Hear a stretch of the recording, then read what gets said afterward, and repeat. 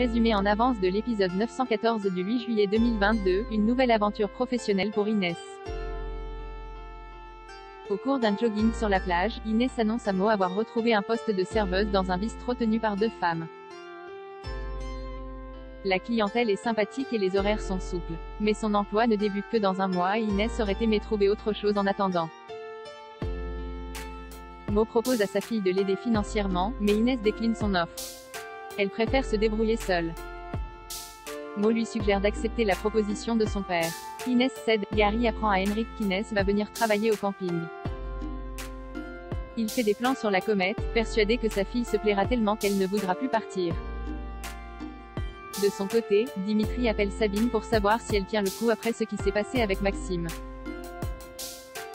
Elle lui confie que l'idée d'avoir côtoyé un malade pareil a du mal à passer. Dimitri pense qu'elle ne doit s'en vouloir et déplore de n'avoir rien vu alors que Maxime était son ami. Sabine reconnaît qu'il cachait bien son jeu et suggère à Dimitri d'arrêter de parler de lui, car il n'en vaut vraiment pas la peine. Pour lui changer les idées, Dimitri lui propose de l'accompagner à une expo après les cours. Claudine est de retour au travail. Clément l'appelle pour prendre de ses nouvelles. Claudine lui assure qu'elle est en pleine forme. D'ailleurs, c'est grâce à son ami Alain si elle a récupéré aussi rapidement et elle profite de l'occasion pour questionner Clément à son sujet. Alain et Clément se retrouvent chez le barbier. Clément dit à Alain qu'il est devenu l'idole de Claudine. Alain lui confie en retour qu'elle lui a offert un parfum pour le remercier. Il a le sentiment que Claudine le drague. Baker met en garde Alain, car rien ne va arrêter son ex-femme. Il lui conseille de garder ses distances.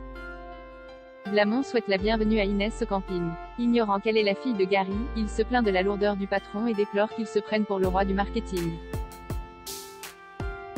Quand il réalise qu'elle est la fille de Gary, il n'emmène pas large. Pendant l'expo, Sabine et Dimitri retrouvent leur complicité. Sabine remercie Dimitri, car cette sortie lui a fait du bien. Dimitri lui confie en retour qu'il a été heureux de passer ce moment avec elle. Ils finissent par s'embrasser. Gary explique à Inès qu'il est en train de faire évoluer le camping. Désormais, il livre le petit déjeuner aux clients qui le désirent. D'ailleurs, c'est Inès qui devra dorénavant s'en charger. Elle devra aussi accueillir les clients. Gary réserve à sa fille un bungalow pour qu'elle n'ait pas de trajet à faire, mais Inès décline son offre. Elle préfère rester vivre à côté de ses amis et surtout en ville. L'étau autour de Jade se resserre. Jade et Ludo reviennent d'une petite virée en mer. C'est Jade qui a invité Ludo et la jeune femme à dépenser plus de 1000 € en un week-end pendant leur escapade. À leur retour, Ludo estime qu'elle aurait pu mettre cet argent sur un compte épargne ou acheter quelque chose dont elle a besoin.